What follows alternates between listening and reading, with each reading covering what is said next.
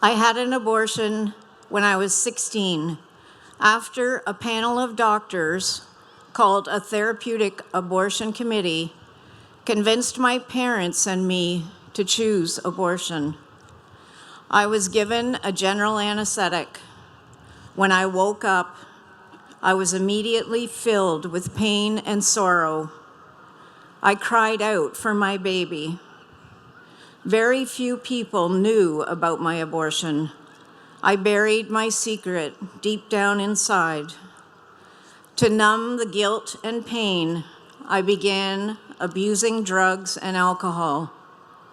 The remainder of my high school was a blur. After high school, I entered a nursing program, which I completed by the grace of God. I have been nursing the sick and the dying for the past 40 years. I married in 1989.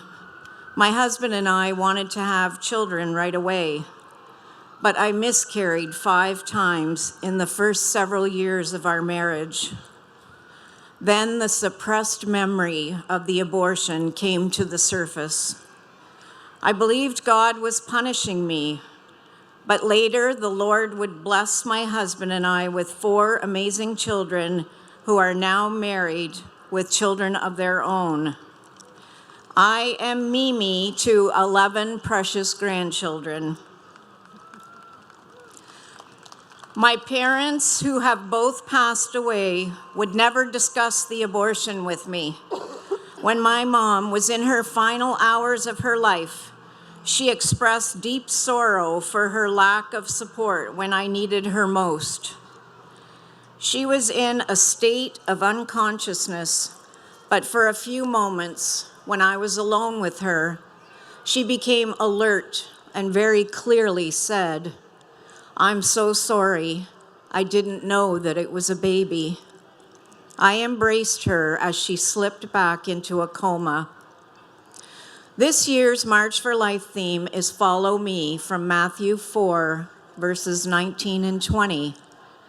Jesus called his disciples and told them he would make them fishers of men if they followed him.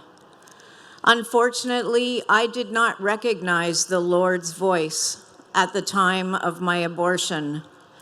After a decade of self-destructive behavior, I began to find support and healing in the church and through ministries such as Rachel's Vineyard and the Silent No More awareness campaign. I began to face my grief and let go of the shame that held me captive for so long. I felt a new calling. Like the disciples who left everything behind to follow Christ, I chose to leave behind my pain and step into a life of purpose. Sharing my story became part of my healing. For over 20 years, I have spoken out, reaching others who suffer in silence, as I once did, offering them hope and restoration.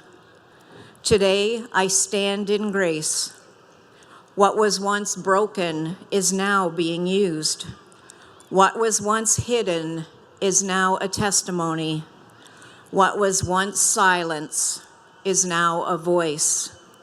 My name is Dale Barr. I regret my abortion, and I will be silent no more. Thank you.